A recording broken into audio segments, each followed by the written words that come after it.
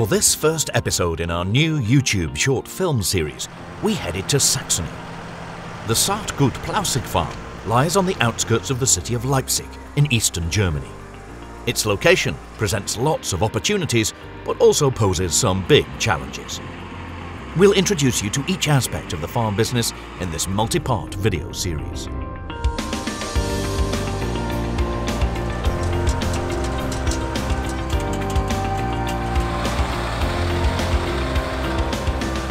At the end of March, work in the fields is just starting to get going. It's a relief because the weather in spring 2021 has proven to be very changeable. We start filming at a satellite farm on the outskirts of Hohenheide, a village within the Leipzig city area.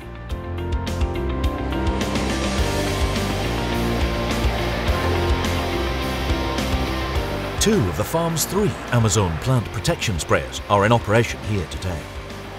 The machines are filled up with product and water at the satellite farm. In addition to a fleet of brand new John Deeres, they also still use 3 slightly more dated tractors to get the job done.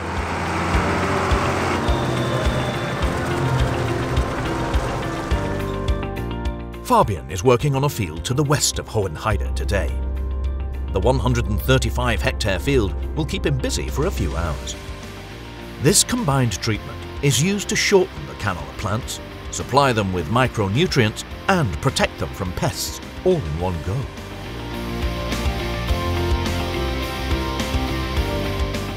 The boom on this plant protection sprayer is 30 meters wide, and its nozzles can be automatically switched on and off, section specifically. When the implement reaches the tip of a wedge that's already been sprayed, as in this case, the corresponding boom section stops spreading immediately to avoid overlapping.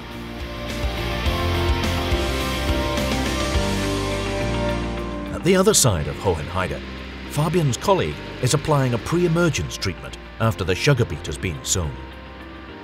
They assess each field individually to decide whether the herbicide needs to be applied for weed control purposes and whether the weather conditions allow for spraying.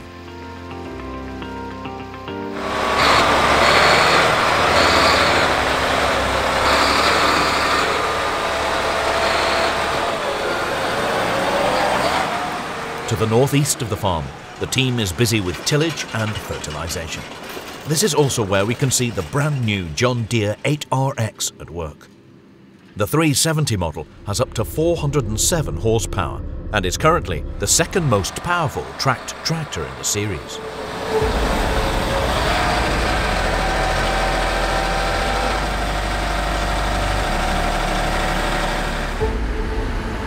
It's pulling an all-rounder flatline by Köckerling. The implement is 7.5 meters wide and has been specially developed for extremely shallow yet highly precise cultivation. This is something that's becoming more and more relevant for both organic and conventional farms.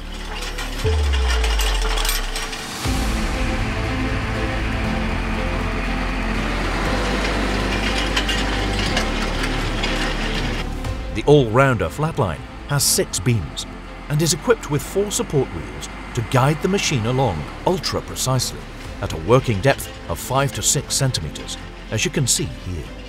The line spacing on the leaf spring tines is 13 centimeters, whereas it's 22 centimeters for each of the duckfoot shares mounted here. This means that even after a little bit of wear and tear, the cultivator continues to cut into the soil at a shallow depth across the entire working width.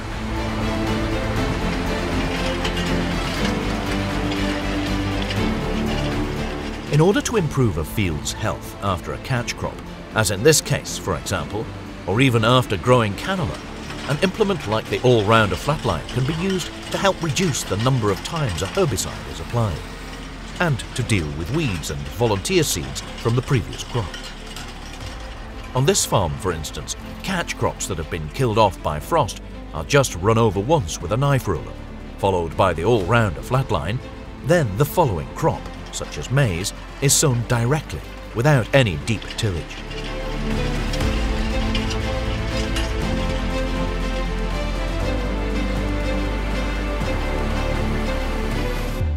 To prepare the seedbed in the same pass, Köckerling also offers an optional drawbar that enables you to attach a PWA packer roller. At the Saatgut Plousik farm, however, they have their own furrow press they can use. So far, the John Deere 8RX is doing a great job. This is one of the only machines from the new series worldwide to have been given a special paint job. The sunflower yellow paint on all the tractors at Saatgut Plousik has been its trademark for over 20 years. But it has a rather more serious backstory.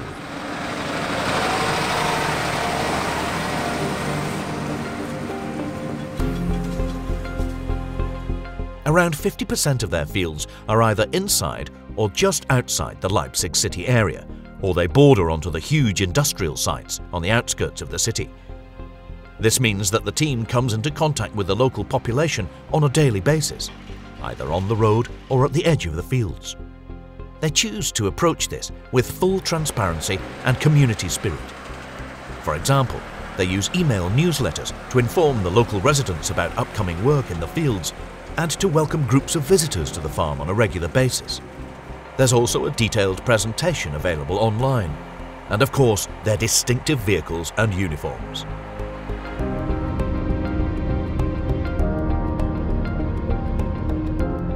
The first farm buildings were built in the Plousik district of Leipzig as far back as the 13th century. During the communist era, the state-owned land was used mainly for plant breeding and seed propagation activities, and encompassed around 3,900 hectares. After the fall of the Berlin Wall, a farmer re-established Saatgut Plousik Vogels KG as a family-run business.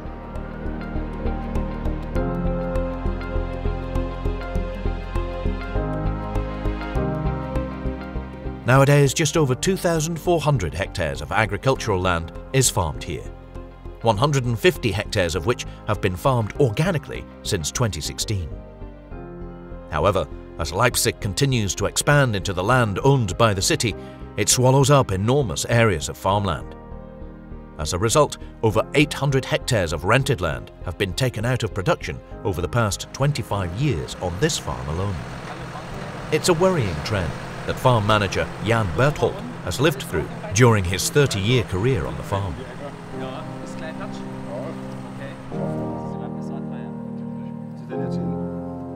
At the end of March, they've more or less finished sowing sugar beet.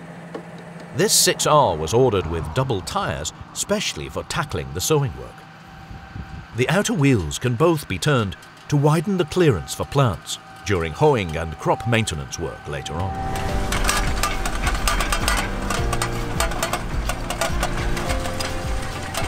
Their sowing equipment is getting on a bit now, but it's still doing a good job. The so-called coupling implement, which dates back to the communist era, can accommodate two 12-row precision air seeders.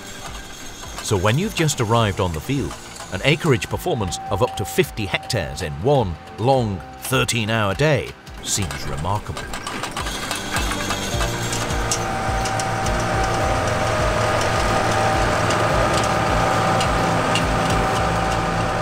Later in the afternoon, we head back to see the big tractors. Jonathan and his 8RX have now moved on to a different field on the other side of Pönitz. He's hot on the heels of his two teammates who are busy fertilizing. In line with German regulations, the urea is incorporated into the soil as soon as possible after spreading, which also makes complete sense from an agricultural point of view.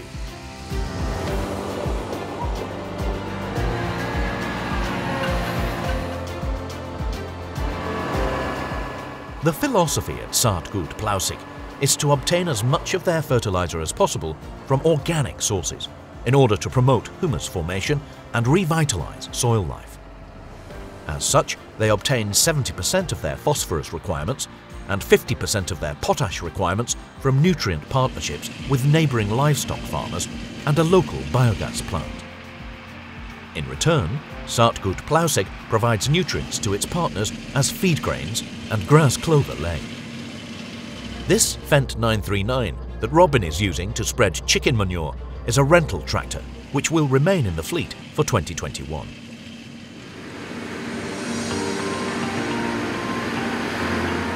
Now in its third season, the Kerkeling all-rounder flatline will have clocked up over 6,000 hectares for the farm by the end of the season. This cultivator has been a real workhorse so far. It even copes well with large amounts of organic matter, as you can see here after a catch crop.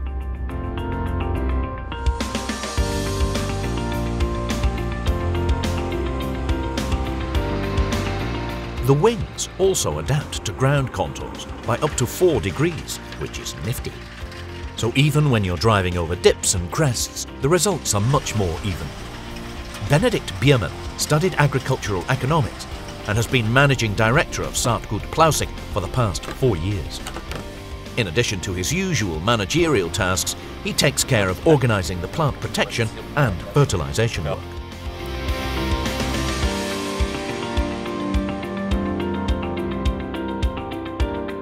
In the next episode of our short film series, we'll report on the rest of this year's work at Saatgut Plausig, how they organise staff training, and what other challenges they face with farming on the outskirts of Leipzig. Make sure you subscribe to our channel so you don't miss part 2.